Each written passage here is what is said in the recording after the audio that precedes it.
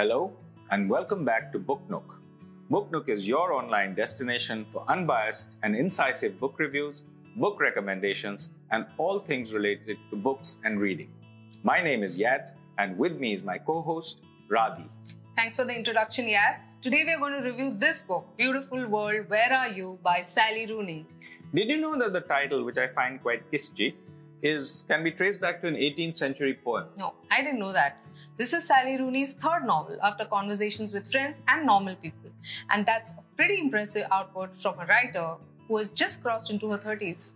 Yeah. In fact, it was her second novel, Normal People, that made her really famous. It won the Irish Book Awards and was nominated for the Man Booker Prize in 2018.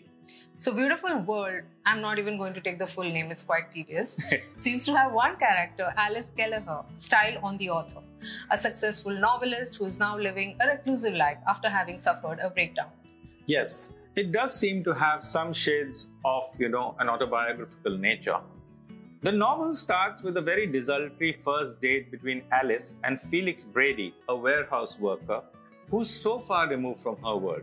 Felix has no idea of who she is and does not seem overawed when she tells him. "You must think you're very special," he says.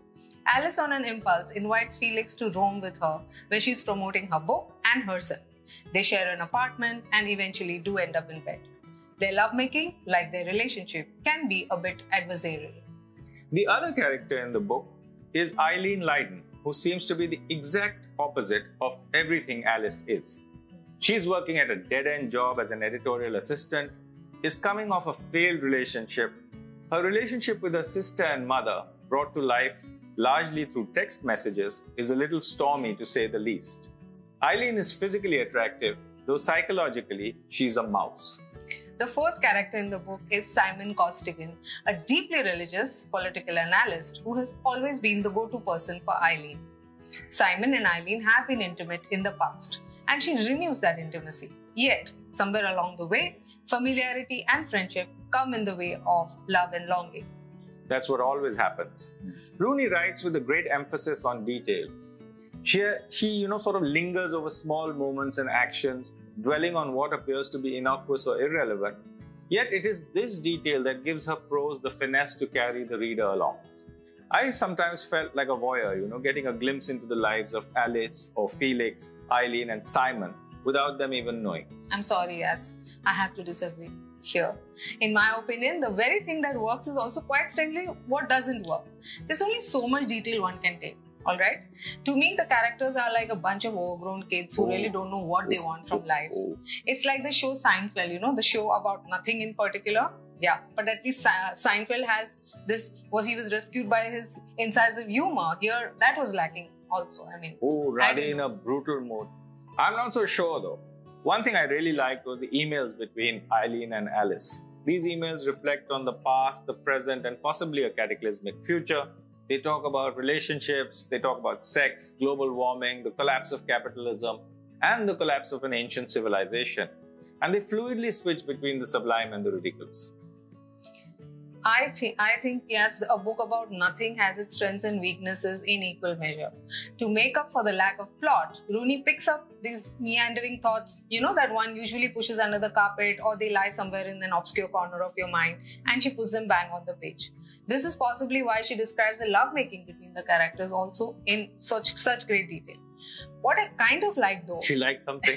is the settings are described in intricate detail, almost as if the inanimate objects in the room are talking to you. I'm just going to read an excerpt from a particular part that I really liked. On Monday evening, at 8:15, the main room of Simon's apartment was empty and dim. Through the small window over the sink in the kitchenette and the larger window in the living room opposite, the remaining daylight touched the various interior surfaces. The silver basin of the sink, with the single dirty plate and knife lying inside. The kitchen table dotted here and there with crumbs. A fruit bowl containing one browning banana and 2 apples. A knitted throw sprawled over the sofa untidily. A thin grey layer of dust on the upper rim of the television. The bookcases, the table lamps, a chess set on the coffee table with what appeared to be an unfinished game on the board.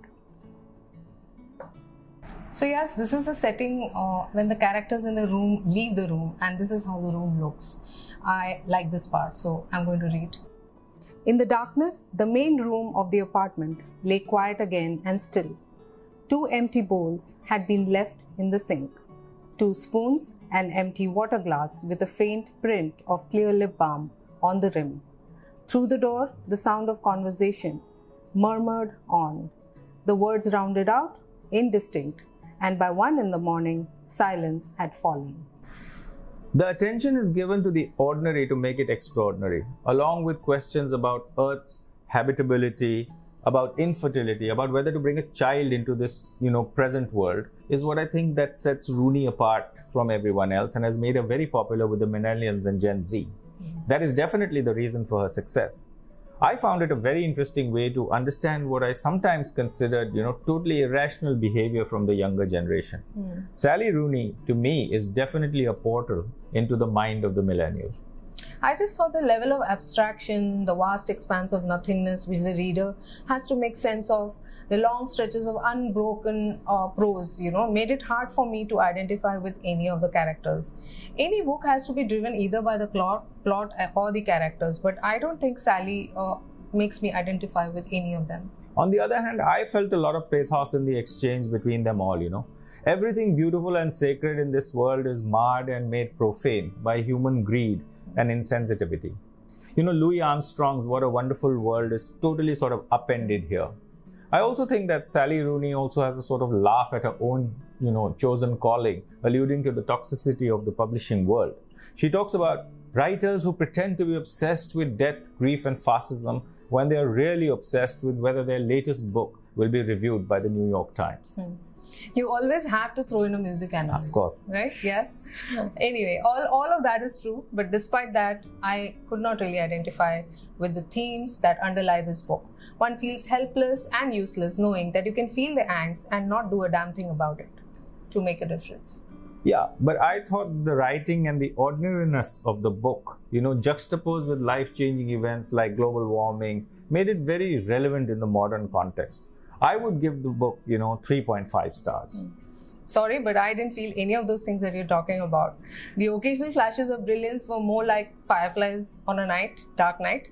The book did not really move me at all. I would give it 2 stars. And I'm not even sure if we need to put out a blended rating here. No, that's beyond my mathematical capabilities. But fireflies on a dark night, very poetic indeed. So I say read. I say not. So viewers, you have to make your own choice today. Depends on whom you believe. But next fortnight, we review a book called Intimacies by Katie Kitamura. Yeah. Another author I haven't read before. Radi, I just realized that we have not reviewed a single book by a male author. Jodi Picoult, Darby Kane, Alistair Burke, Sally Rooney, now Katie Kitamura. Not fair. Your bias is definitely showing out here. More power to women.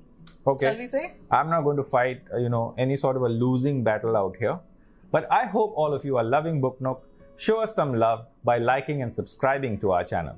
Yes, like and subscribe here and also visit our website www.booknook.one. Last time I forgot, this time you're mumbling. Anyway, in the comment section, tell us what you're reading and more importantly, what you would like to read. And we will try and review some of the books on your list. See you in a fortnight. Take care and stay safe. Remember that it's just 14 days till the next review. Bye. Bye.